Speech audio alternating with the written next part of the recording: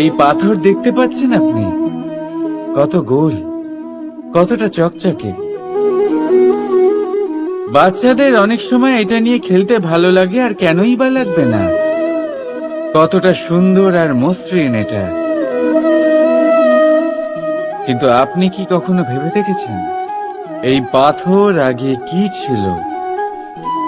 কোনো বিশাল আকার পর্বত, কোনো বিশাল আকার পাথরের একটা বড় ভেঙে যাওয়া অংশ বিশেষ, যেটা কোনোভাবে নদীতে পড়ে নদীর ধারার সাথে বইতে থাকলো, মাটির সাথে ঘর্ষণ হলো, বালির কণার সাথে ঘর্ষণ হতে থাকলো, আর তারপর ধীরে ধীরে এই আকার পেল।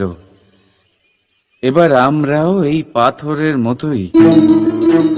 তাই মনে রাখবেন, আপনার ব্যক্তিত্ব, আপনার এই স্বরূপ ঈশ্বরের দেওয়া কখনোই নয়। হ্যাঁ, প্রকৃতি অবশ্যই আপনাকে জন্ম দিয়েছেন, কিন্তু আপনি নিজে নিজের ব্যক্তিত্বের রচয়িতা, আর আপনি তা রচনা করেন কঠিন পরিস্থিতির মুখোমুখি হয়ে, সংকটের ধারা পার করে। তাই আপনিও এই পাথরের মতো নিরন্তর চেষ্টা করতে থাকুন, নিজের অস্তিত্ব বজায় রাখুন, এই অস্তিত্বকে মহান করতে থাকুন, আর আমার সাথে ভালোবেসে বলুন, রাধা রাধা।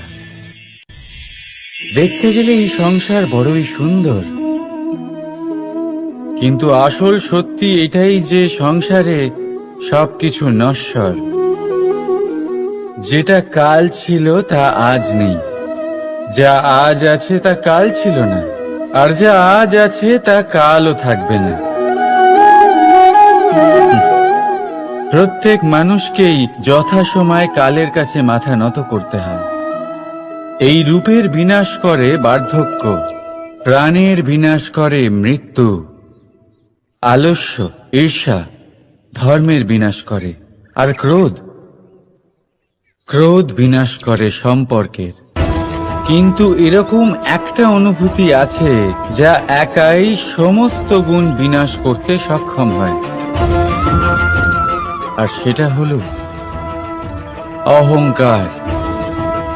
তাই জ্ঞানকে নিজের কাছে আসতে দিন, কিন্তু অহংকারকে কখনোই নয়। কারণ যদি এই অহংকার আপনার কাছে চলে আসে, তাহলে জীবনে যা কিছু আপনি অর্জন করেছেন, তা সে গুণ হোক বা হোক ধন, সে বন্ধু হোক বা হোক আনন্দ, সবকিছু শেষ হয়ে যাবে। রাধা রাধা। বর্ষাকালে যখন ভয়ানক বৃষ্টি হয়, তীব্র গতিতে যখন হাওয়া চলে, তখন আপনি নিশ্চয়ই দেখেছেন যে পাখিরা, যাদের বাসা মাঝে মাঝে ভেঙে পড়ে, নষ্ট হয়ে যায়। কিন্তু আপনি কি কখনো সেই পাখিদের বিলাপ করতে দেখেছেন? কখনো নয়। যখনই সেই বৃষ্টি থেমে যায়, তারা আবার একটু একটু করে খড়কুটো জোগাড় করে তাদের বাসা বানিয়ে ফেলে।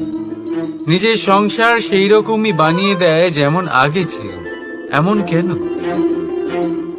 কারণ এই ঝড়ের তাণ্ডবের সাথে সেই পাখিদের কোনো বোঝাপড়া করারই নেই। তারা শুধু সেটাই করতে থাকে যেটা তাদের হাতে আছে, আর এটাই হলো সুখী জীবনের মূল মন্ত্র। যেটা আপনার হাতে নেই, তা নিয়ে বিলাপ করে আপনার কোনো লাভ হবে না। মনোসংযোগ তাতেই করুন যা আপনার হাতে রয়েছে। যা বদলে গেছে তাকে আপনি আবার বদলাতে পারবেন না, কিন্তু যা আপনি বদলাতে পারবেন তাতে মনোসংযোগ করুন। এই জীবনে একটু ধনাত্মক হয়ে উঠুন, দেখবেন সব শুভ হবে। রাধা রাধা।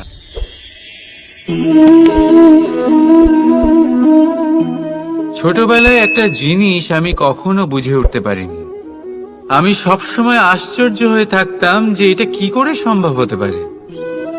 ব্যাপারটা ছিল এরকম, আমি আমাদের গোয়াল ঘরে দেখতাম ভিন্ন ভিন্ন রং রূপের গাভী। কারোর রং কালো তো কারোর রং সাদা, কেউ খয়েরি তো কারোর রং বাদামি। এবার আমি দেখতাম কারোর কারোর শিং বড় তো কারোর এত ছোট যে দেখাই যায় না। কোনো গাভী আকারে ছোট ছিল তো কেউ একটু বড়। কিন্তু যখন সেই সব গাভী দুধ দিত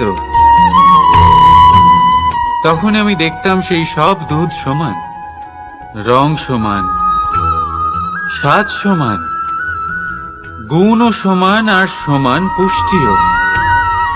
এবার আমি এটা বুঝতে পারতাম না। আমার দৃষ্টিতে তো সমস্ত গাভী আলাদা আলাদা ছিল। আমি ভাবলাম আমি মাকে জিজ্ঞেস করি। মাকে জিজ্ঞেস করলাম। মা আমাকে বললেন, কানাই, রং রূপ পাল্টালেও গাভীদের বাস্তবিকতা তো পাল্টায় না। গাভী তো গাভীই থাকবে। এবার আমি এটা বুঝতে পারি না যে মানুষ এটা আত্মসাৎ কেন করতে পারে না। দেখুন, রং, রূপ, জাত, ধর্ম, ভাষা, এই সবের উপরে হলো মনুষ্যত্ব।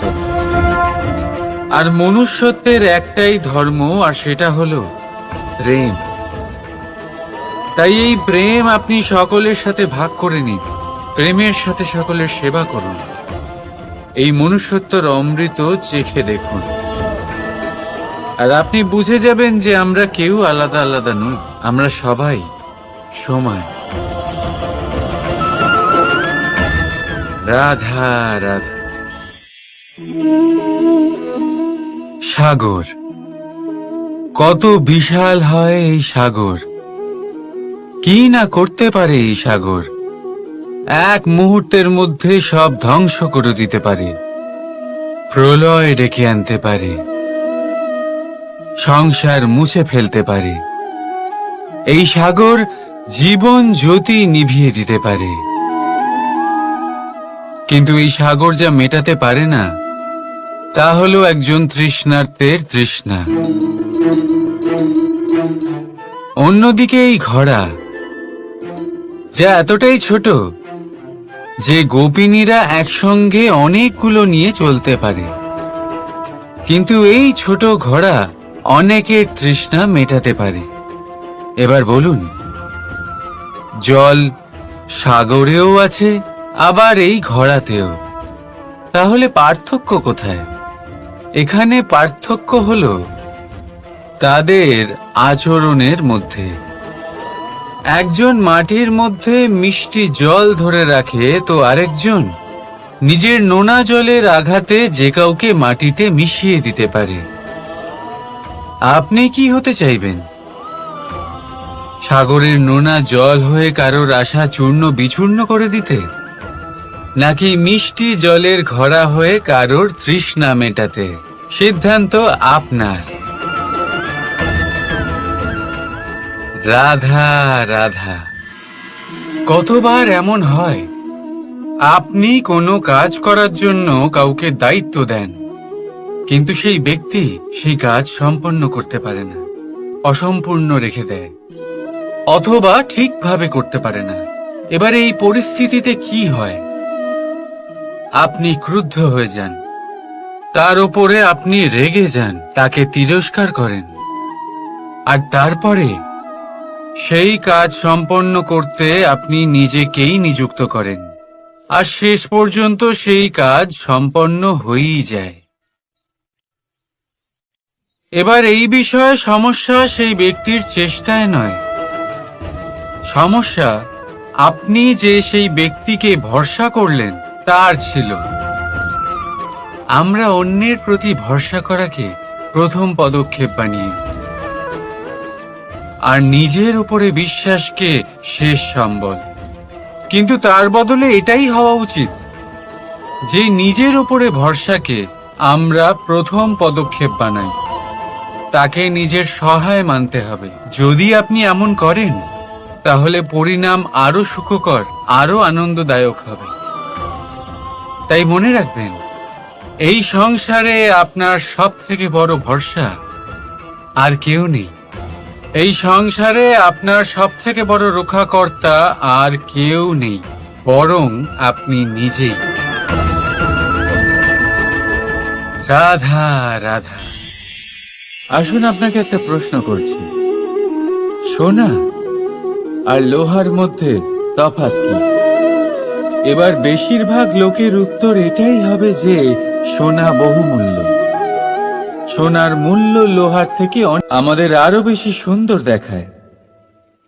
অন্যদিকে লোহা সেই সৈনিকদের ঢাল ও তলোয়ার হয়ে তাদের রক্ষা করে, যারা আমাদের প্রাণকে রক্ষা করেন। এই সৈনিক না থাকলে আমাদের প্রাণও থাকবে না। এবারে বলুন, সোনার মূল্য বেশি হওয়াতে কি লোহার মূল্য কমে যায়? কখনোই নয়। ঠিক সেইভাবে এই জীবনে আপনি যতই চেষ্টা করুন, কিছু না কিছু এমন থেকে যাবে যা আপনি কখনোই পাবেন না। আর সেই কারণে নিজেকে অক্ষম মনে করা অনুচিত। হতে পারে আপনার কাছে সেই গুণ আছে যেটা সংসারে আর কারোর কাছে নেই। সেই গুণটাকে চিনুন, সেটাকে বাড়ান আর সেটাকে ব্যবহার করুন। তাই মনে রাখবেন, সংসারে প্রত্যেকটা ব্যক্তি বিশেষ হয়, আর এই সংসারে সবাই সবকিছু পায় না। নিজেই দেখে নিন, সোনাকে যে দোকানে সাজিয়ে রাখা হয়, সেই দোকানের তালা লোহা দিয়ে তৈরি হয়। রাধা রাধা। ধন খরচ করেও একটা জিনিস আমরা কিনতে পারবো না, আর তা হলো একটা মুহূর্ত। কি হলো? সত্যি সামনে এসে গেল? সত্যি হলো এটাই যে জগতে সব থেকে বেশি মূল্যবান সময়। সেই সময় যেটা আমরা এমনি নষ্ট করে দিই, অকাজে, কখনো কোনো আশাতে, কখনো শোক করে, কখনো ঘটে যাওয়া দিনের কথা ভেবে, তো কখনো ভবিষ্যতের চিন্তাতে। এই সময়ের সদ্ব্যবহার আমাদের করা উচিত। এই সময়ের সদ্ব্যবহার করে আমাদের ধন অর্জন করা উচিত, মহান কাজ করা উচিত, আমাদের ব্যক্তিত্বকে উদার করা উচিত, ভালো কাজ করা উচিত, সকলের সাথে আনন্দ ভাগ করা উচিত।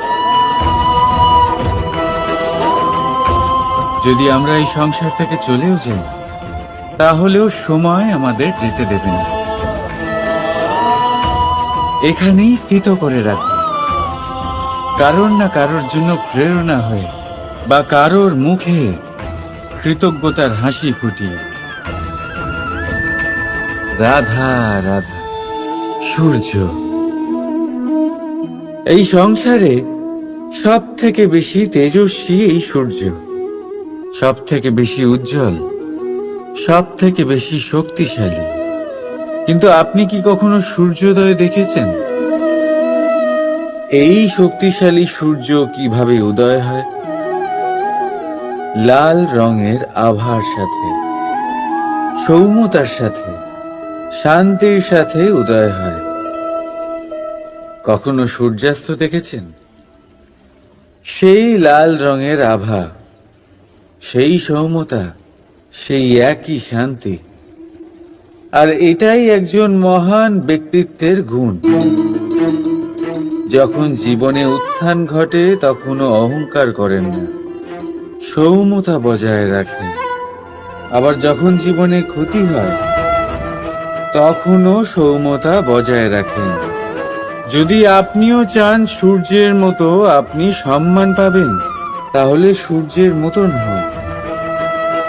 যখন জীবনে আনন্দ আসে, কুশল আসে, তখন সীমা লঙ্ঘন করবেন না। যখন জীবনে দুঃখ আসে, কষ্ট আসে, বিনাশের পথে অগ্রসর হবেন না। সৌম্য থাকুন, শান্ত থাকুন, সূর্যের মতো চকচক করতে থাকুন। কারণ সব মুহূর্তের মতোই এটাও একটা মুহূর্ত। তাতে আপনি আনন্দ লাভ করুন বা পান দুঃখ, এই মুহূর্ত অবশ্যই চলে যাবে। রাধা আপনি ওই কথাটা নিশ্চয়ই শুনেছেন, যখন ভগবান একটা দরজা বন্ধ করেন তখন অন্যদিকে অনেক দরজা খুলে দেন। এবার এই দরজা, এই সমস্ত পথ আমরা দেখতে পাই না, অনেক সময় আমরা বুঝতে পারি না, হারিয়ে যায় সব। কখনো কখনো মনে হয় যে এই কথাটাই মিথ্যে, কিন্তু আসলে তা তো নয়। তাহলে হারিয়ে যায় কেন? কারণ আমরা সময় নষ্ট করি এই দরজার দিকে তাকিয়ে থেকে। ভাবি এই বুঝি দরজা খুলবে, এবার দরজা খুলবে। অপেক্ষা করতে করতে আমরা অনেক সময় নষ্ট করে ফেলি। এত সময় নষ্ট করি যে আমরা দেখতে পাই না, খুঁজে পাই না সেই সমস্ত দরজা আর পথ যা আমাদের জন্য খোলা রয়েছে। যদি খুঁজেই না পাই তাহলে তা ব্যবহার করব কি করে?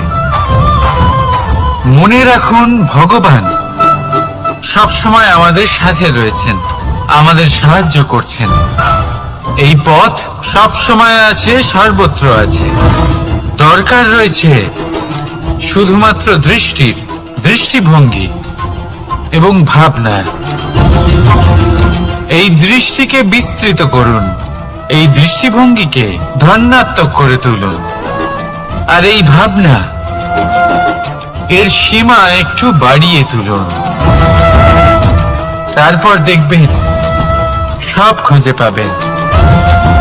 আসলে কি, এই যে ঈশ্বর, এই যে পরমাত্মা, তা আমাদের সাথে রয়েছে, আমাদের মনের মধ্যে রয়েছে।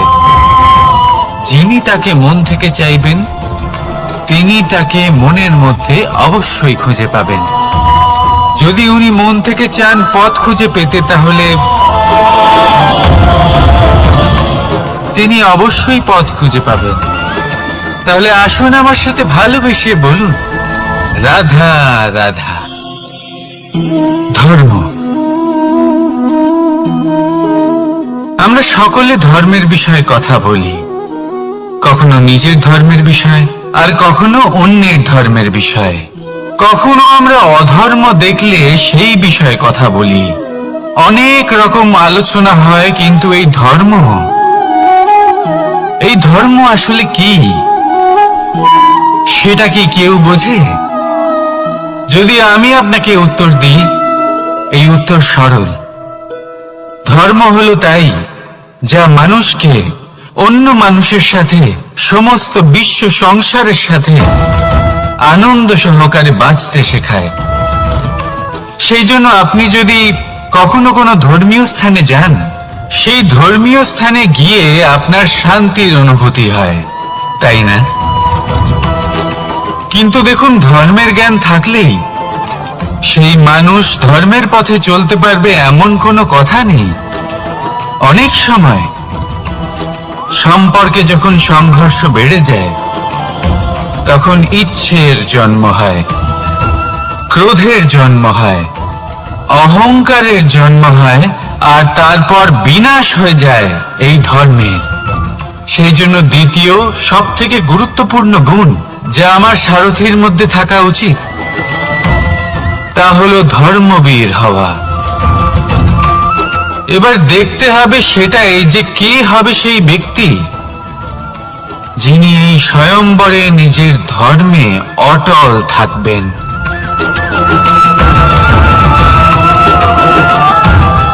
কারণ সেই ব্যক্তি এই সংসার থেকে সরে এসে ধর্মের পুনঃস্থাপনের এই মহাকার্যে আমার সারথি হতে পারবেন। তাহলে আসুন আমার সাথে ভালোবেসে বলুন, রাধা রাধা। কর্ম, ধর্ম, জ্ঞান,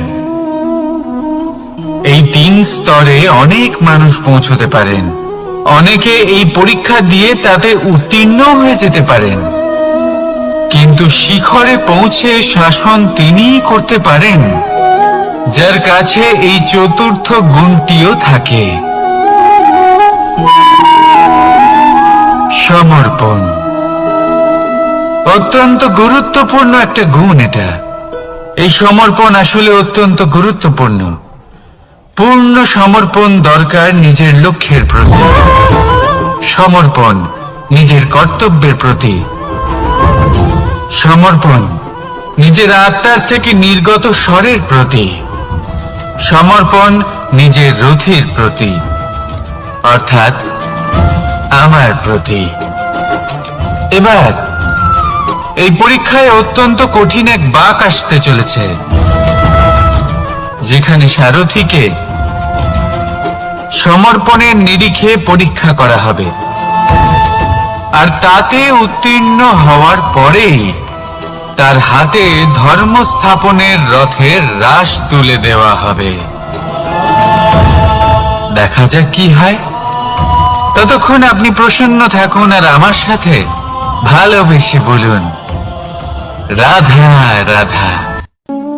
মাকড়সারা ভীষণ পরিশ্রম করে এটা তৈরি করে, নিজের শরীরের রস দিয়ে এই জাল বনে। আপনি কি এটার উদ্দেশ্য জানেন? আসলে মাকড়সা এই জালে ছোট কীটপতঙ্গ ধরে তাদেরকে খাদ্যরূপে গ্রহণ করে।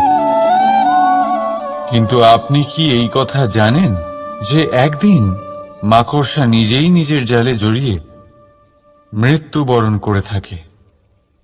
বলুন, কি করেন আপনি এই জাল দেখতে পেলে? দেখতে পেলেই মুছে ফেলেন এর অস্তিত্ব, তাই না? তেমনি অন্যদিকে পাখির বাসা, পাখিরাও ভীষণ পরিশ্রম করে এটা তৈরি করে। কিন্তু যদি পাখি একদিন এটা ছেড়ে চলে যায়, তাহলেও লোকে এটা নষ্ট করে দেয় না। কারণটা কি? এর কারণ হলো এর নির্মাণ জীবন সঞ্চারের জন্য করা হয়েছিল, নষ্ট করার জন্য নয়। তাই মনে রাখবেন, জীবনে আপনার পরিশ্রম যতই বেশি হোক না কেন, যদি আপনার লক্ষ্য শুভ না হয়, তাহলে আপনারও বিনাশ নিশ্চিত। তাই সৃজন করতেই থাকুন আর মুগ্ধ হয়ে বলুন, রাধা রাধা।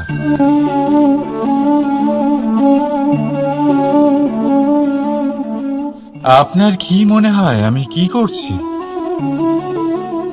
আপনি বলবেন আমি প্রদীপ জ্বালাচ্ছি।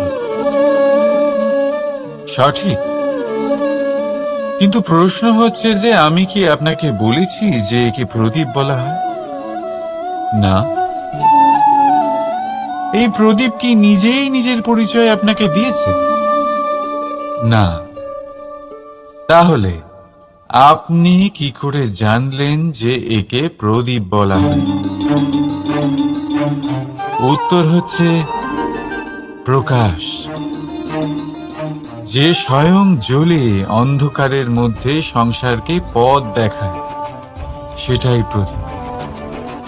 যা নিরাশার মাঝে আশার আলো প্রদর্শন করে, সেটাই প্রদীপ। অপর দিকে আছে সাপ, যাকে না দেখেও তার ফনার আওয়াজ শুনেই লোকে ভয় পেয়ে যায়। তার মানে ব্যক্তির পরিচয় তার কর্মের দ্বারা পাওয়া যায়। তাই আপনার এটা বলার প্রয়োজন নেই যে আপনার পরিচয় কি। এটা আপনার কর্মই নিশ্চিত করবে যে লোকে আপনাকে প্রদীপ ভেবে ভালোবাসবে নাকি সাপ ভেবে ভীত হয়ে থাকবে। রাধা রাধা। সময় কত বিচিত্র হয়। সময় আমাদের পক্ষে থাকলে আমরা নিজেদের রাজা মনে করে নিই,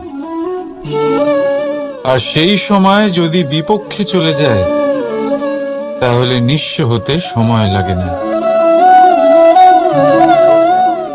তাই মানুষের একটা অভ্যেস আছে, খারাপ সময়ের জন্য কিছু সঞ্চয় করা।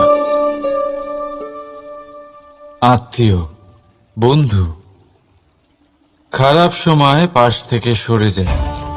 যশ, মান, প্রতিকূল সময় চিরস্থায়ী হয় না।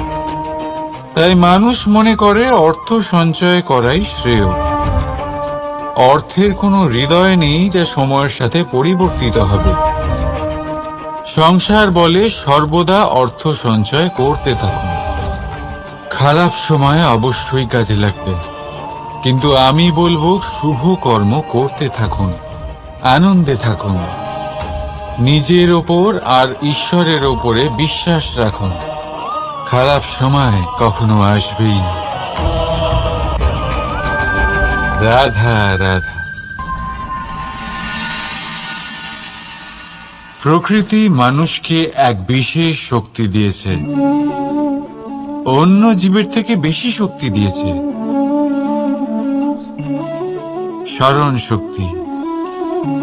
এই শক্তি মানুষকে অন্য জীবের থেকে ভিন্ন করে, ইতিহাস রচনা করার প্রেরণা দেয়, জ্ঞানকে বংশানুক্রমে এগিয়েও নিয়ে যায়। আর যারা ভুলে যান, অধিকাংশ সময় তারা উপহাস আর দয়ার পাত্র হয়ে যান। কিন্তু এটাই কি প্রকৃত রূপে সত্য? না। এই স্মরণ শক্তি মানুষের বিকাশে সব থেকে বড় বাধা হয়ে দাঁড়ায়। তার মনকে দূষিত করে দেয়। খারাপ অভিজ্ঞতা, কারোর করা বিশ্বাসঘাতকতা, কারোর কটাক্ষ বেশিরভাগ মানুষই ভুলতে পারেন না, আর তারপর প্রতিশোধ নিতে উদ্যত হন। প্রথমে সময় নষ্ট করেন প্রতিশোধের প্রস্তুতিতে, আর তারপর সময় নষ্ট করেন প্রতিশোধ নেওয়ার সুযোগ খুঁজতে। যদি সন্তুষ্টি পেতে চান, যদি জীবনে আনন্দ পেতে চান, তাহলে স্মরণ শক্তির সদ্ব্যবহার করুন। নিজের স্মরণ শক্তিকে চালনা করুন শুধুমাত্র ভালো কথা আর ভালো স্মৃতির দিকে। জীবনে আনন্দ পাবেন। রাধা রাধা। মানুষ নিজের পরিবারের জন্য কত কিছুই না করে, দিন রাত পরিশ্রম করতে থাকে যাতে তার পরিবারের প্রয়োজন পূরণের জন্য অর্থ রোজগার করতে পারে। কিন্তু শুধু অর্থ রোজগার করাটাই কি যথেষ্ট? আপনি বলবেন, হ্যাঁ নিশ্চয়ই, অর্থ দিয়ে সব কিছু পাওয়া যায়। বিদ্যা পাওয়া যায়, বাড়ি পাওয়া যায়, ওষুধ পাওয়া যায়, আর কত কিছুই না পাওয়া যায়। এইসব একটা পর্যায় পর্যন্ত সঠিক, কিন্তু একটু মন দিয়ে ভেবে দেখুন, যখন কোনো শিশু অসুস্থ হয়ে পড়ে, তখন সে ওই তিক্ত ওষুধ কেন খেয়ে নেয়? এই জন্য কারণ ওর পিতা সেই ওষুধ অর্থ দিয়ে কিনেছে? না, বরং এই জন্য কারণ তার পিতা যে তার সামনে দাঁড়িয়ে, তার ওপরে তার বিশ্বাস আছে। বিশ্বাস আছে যে উনি তার কিচ্ছু হতে দেবেন না। এই বিশ্বাস, এই সংস্কার, এই শিক্ষা কখনো অর্থ দিয়ে পাওয়া যায় না। এটা পাওয়া যায় সেই সময় থেকে যা মাতা পিতা তাদের সন্তানের সাথে কাটিয়েছেন। তাই জীবনে অর্থ অবশ্যই উপার্জন করুন, কিন্তু নিজের পরিবারকেও সময় দিন, আনন্দ পাবেন। রাধা রাধা। বিরোধিতা এমন এক শব্দ যা শুনে আমরা সবাই ভয় পেতে থাকি। যদি কেউ আমাদের বিরোধিতা করে তা আমাদের সহ্য হয় না। আমরাও কারোর বিরোধিতা করে কোনো শত্রুতা করতে চাই না। এই ধরনের ভাবনা আমাদের মনে আসতেই থাকে।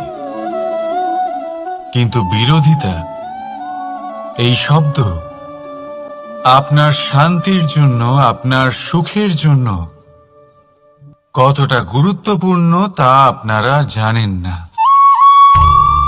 তাই যদি কাল এসে কেউ আপনার বিরোধিতা করে, তখন সবার আগে নিজেকে যাচাই করুন। আপনি কি ভুল করেছেন? আপনার দোষ কি? নিজের মধ্যে কি ত্রুটি আছে সেটা বোঝার চেষ্টা করুন। নিজেকে সংশোধন করার চেষ্টা করুন, তারপর দেখুন বিরোধিতার এই আগুন আপনাকে স্বর্ণ থেকে কুন্দন বানিয়ে তুলবে। বলা হয় এই সংসারে খারাপ বেড়েই চলেছে, কিন্তু তার কারণ এ নয় যে খারাপ মানুষ বেড়ে চলেছে। তার কারণ হলো যে ভালো মানুষ, যাদের ভালো চিন্তা, ভালো বিচারধারা আছে, তারা খারাপের বিরোধিতা করতে পারে না। যদি আপনার সম্মুখে কোনো খারাপ কর্ম হয়, তাহলে তার বিরোধিতা করতে সংকোচ করবেন না, কারণ বিরোধিতার এই আগুন মন্দকে পিছুপা হতে অবশ্যই বাধ্য করে। রাধা রাধা। বিশ্বাস, জীবনে বিশ্বাস কতটা গুরুত্বপূর্ণ। একজন স্ত্রী তার স্বামীর হাত ধরে যে কোনো জায়গায় যেতে পারেন, এর কারণ হলো বিশ্বাস। তার নিজের স্বামীর ওপরে বিশ্বাস আছে। যখন একজন মা তার ছোট বাচ্চাকে কোলে তুলে হাওয়ায় ওঠায়, তখন সেই বাচ্চা ভয়ভীত হয়ে যায় না।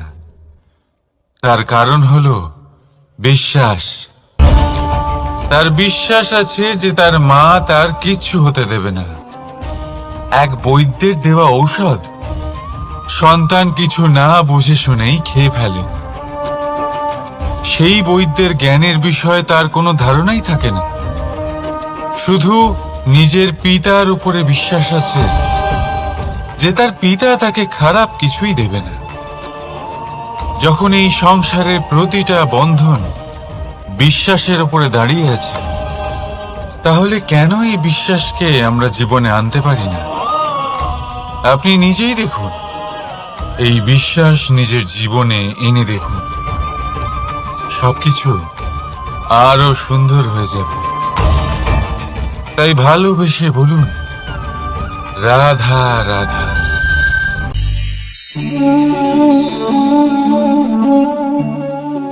অহংকার, এই শব্দটা সবাই শুনেছেন। বহু মানুষকে আপনি এটা বলতে শুনেছেন যে ওই ব্যক্তির অহংকার আছে, ওই মানুষটির ক্ষমতার অহংকার আছে, ওই ব্যক্তির নিজের রূপ নিয়ে অহংকার আছে, ওই ব্যক্তির নিজের অর্থের অহংকার আছে, ইত্যাদি ইত্যাদি। কিন্তু এই অহংকার, এর অস্তিত্ব হয় কি করে? এবারে একবার এই হাতটা দেখুন। যদি এই হাতের 5 আঙ্গুল উঠে দাঁড়ায়, আশীর্বাদ। আর যদি এই হাতের 5টা আঙ্গুল একসাথে মুঠো হয়ে যায়, শক্তি, সংকটের বিরুদ্ধে ঢাল। কিন্তু এই একটা আঙ্গুল সংকটের কারণ হয়ে দাঁড়াতে পারে। এই একটা আঙ্গুল শত্রুকে আহ্বান জানায়। এবার অহংকার বলে এই শব্দটাই দেখে নিন। আমাদের থেকে আলাদা হয়ে গেলে হয় অহং।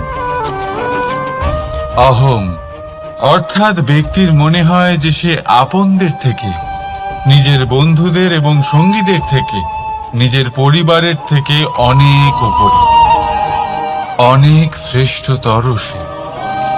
কিন্তু মনে রাখবেন, এই অহংকার কোন ব্যক্তির অস্তিত্বের বিনাশের প্রথম ধাপ। তাই ঝেড়ে ফেলে দিন এই অহংকারকে, আর বিশ্বাস করুন আমাদের ওপর, কারণ তখনই আপনি শান্তি পাবেন, আর সেই শান্তির সাথে বলে উঠবেন, রাধা রাধা।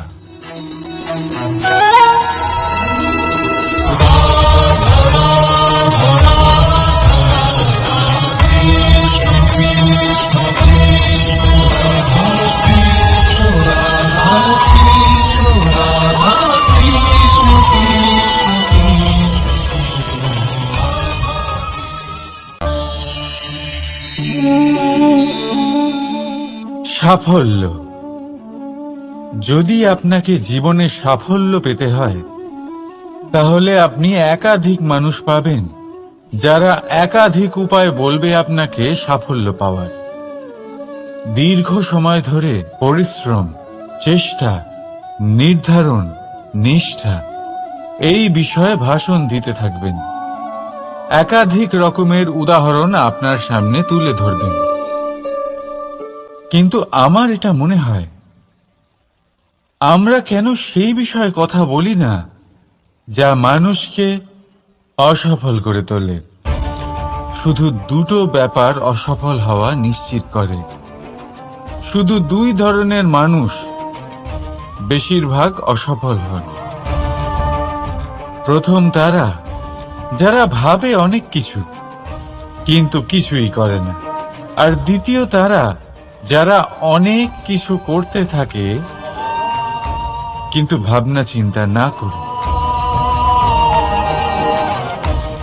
ভাবনা আর কর্ম, এদের মাঝে সামঞ্জস্য রাখা খুব জরুরি। যদি এটা থাকে, তাহলে জীবনে কখনো অসফল হবেন না। রাধা রাধা।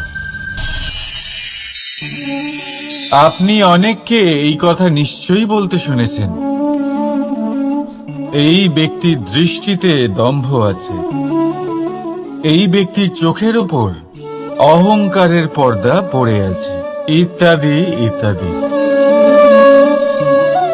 চলুন আমি আপনাকে একটা প্রশ্ন করছি, আপনি দেখেন কি দিয়ে? দৃষ্টি দিয়ে নাকি দৃষ্টিভঙ্গির সাহায্যে? ভাবুন। চিন্তায় পড়ে গেলেন নিশ্চয়ই। দৃষ্টি যে কোনো বস্তুর বা যে কোনো মানুষের শুধু বাইরের রূপটা দেখায়, যেখানে দৃষ্টিভঙ্গি আপনাকে সোজা আসল পরিচয়ের সাথে সাক্ষাৎ করায়। উদাহরণ হিসেবে চন্দ্র। চন্দ্র আমরা সবাই দেখেছি। বহু মানুষ আছেন যাদের চন্দ্র অত্যন্ত সুন্দর লাগে, আবার কিছু মানুষ এমনও আছেন যারা এই চন্দ্রের মধ্যেই দাগ খুঁজে বার করেন। এই হলো দৃষ্টিভঙ্গি। যদি নিজের দৃষ্টিভঙ্গিতে প্রেম রাখেন, ভালোবাসা রাখেন, সম্ভ্রম রাখেন, তাহলে তার বদলে আপনিও প্রেম আর সম্মান অবশ্যই পাবেন। এবারে দেখুন, যে জল দিয়ে ঈশ্বরের মূর্তি ধোয়া হয় তাকে চরণামৃত বলা হয়। এটার কারণ দৃষ্টিভঙ্গি। এখন আপনি পাথরকে ভগবান ভেবে পুজো করবেন, নাকি ভগবানকে পাথর ভেবে পরিত্যাগ করবেন? সিদ্ধান্ত আপনার, কিন্তু এই সিদ্ধান্ত নির্ভর করে আপনার দৃষ্টিভঙ্গির ওপর। তাই নিজের দৃষ্টিভঙ্গি শুভ রাখুন, নিজের দৃষ্টিভঙ্গিতে ভালোবাসা রাখুন, আর আনন্দে বলুন, রাধা রাধা।